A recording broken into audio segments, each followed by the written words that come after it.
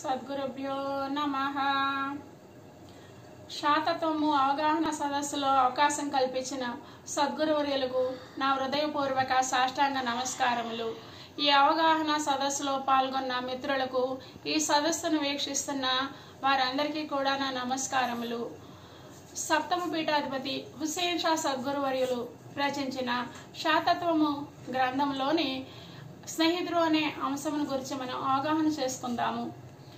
అసలు స్నేహితుడు అంటే ఎలా ఉండాలి, స్నేహము అంటే ఏమిటి అని మనం విశ్లేషణ చేసుకున్నట్లయితే, స్నేహితుడు అంటే ఏమిటి? స్నేహితుడు అంటే సన్నిహితంగా ఉండేవాడు, హితమును కోరేవాడు, మన యొక్క నమ్మకాన్ని గెలుచుకున్నవాడు అని కూడా చెప్పవచ్చు. ఈ స్నేహం ఎలా ఉండాలి అని అంటే, ఒక స్వచ్ఛత, ఒక ప్యూరిటీ ఉండాలి. ఏ ప్రయోజనమో ఆశించకూడదు, ఎటువంటి స్వార్థమో ఉండకూడదు. దీని గురించి చెప్పాలంటే ఇది ఎంతో శాంతి, తృప్తితో కూడినై ఉండాలి, త్యాగపూరితమైనది అయి ఉండాలి స్నేహము. అయితే ఈ స్నేహబంధం గురించి చెప్పుకోవాలంటే ఇది రక్త సంబంధాలకు, బంధు సంబంధాలకు కూడా అతీతమైనది స్నేహ సంబంధము. ఇటువంటి గొప్ప స్నేహ సంబంధము పంచభూతాలలో ఎలా ఉంది అని అంటే, పంచభూతాలలో ఎంతో త్యాగంతో కూడి ఉంది, ఎంతో సమతుల్యతతో కూడి ఉంది, ఎంతో ఓర్పుతో కూడి ఉంది.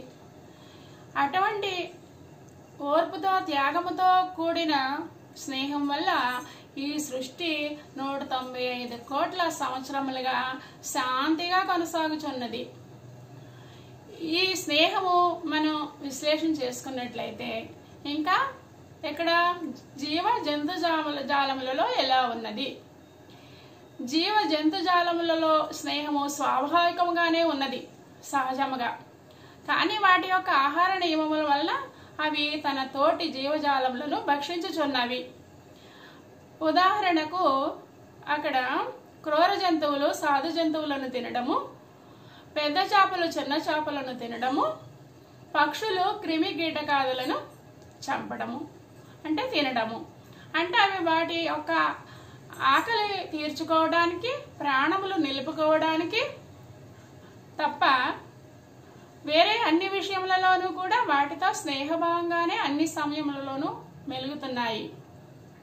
కానీ ఎంతో తెలివి కల, ఎంతో అభివృద్ధి సాధించిన మానవుడు, పంచభూతమైనటువంటి ఈ మానవుడు, పంచభూతాలతో కూడినటువంటి మానవుడు, అంటే మానవుడిలో కూడా పంచభూతాలు ఉన్నాయి.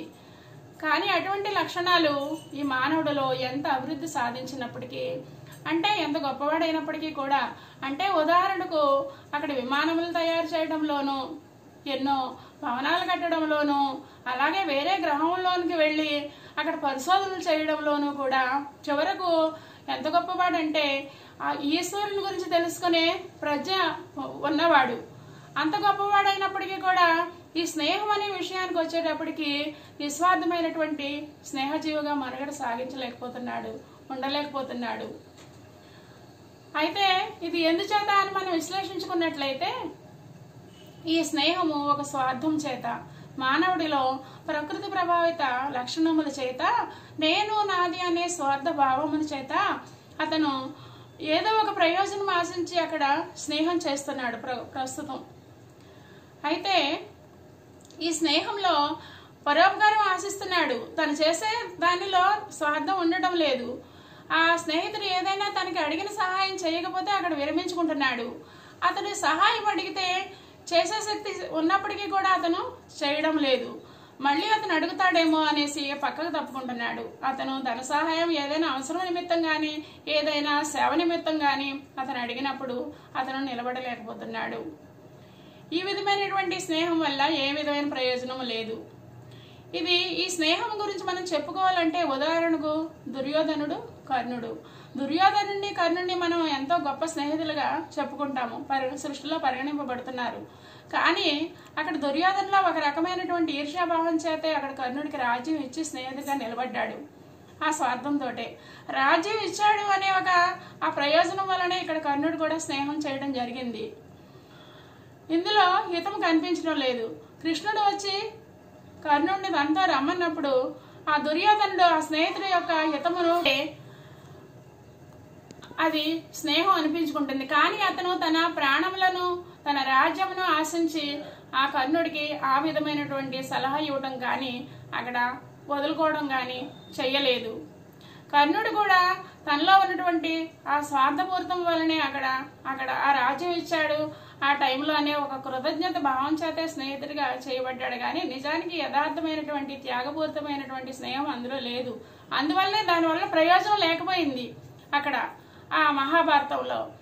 అయితే అసలు యథార్థమైనటువంటి పంచభూతాల్లో ఉన్నటువంటి ఆ త్యాగపూరితమైనటువంటి శాంతి ఎలా ఉంటుంది అని మనం చెప్పుకోవాలి అని అంటే ఎవరిలో ఉంటుంది అని అంటే ఉదాహరణ మనం గాంధీ గారిని తీసుకోవచ్చు.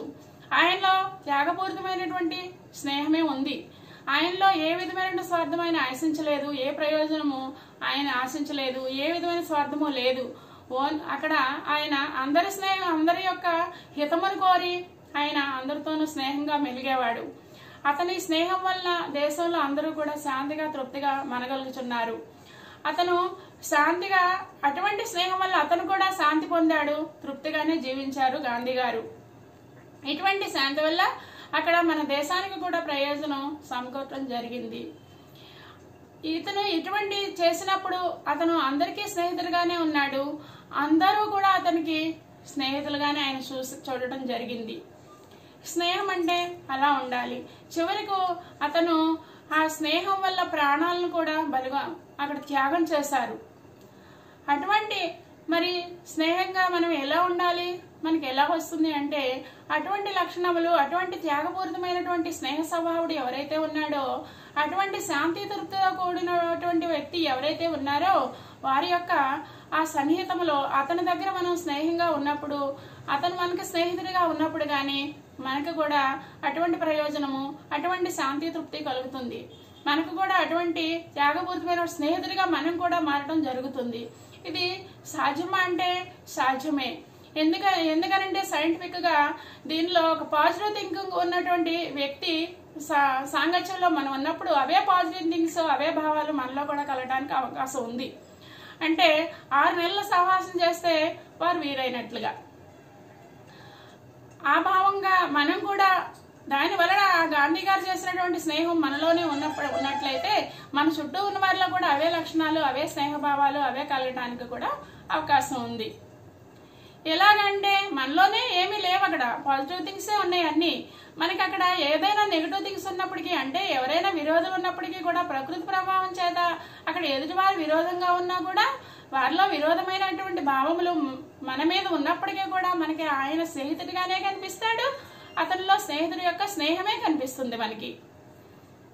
ఇది ఎందువల్ల సాధ్యమవుతుందంటే అటువంటి స్నేహితుడి యొక్క సాంగత్యము ఉన్నప్పుడు, అతనిని అనుసరించినప్పుడు మనకి సాధ్యం కాపాడుతుంది ఇటువంటి స్నేహము.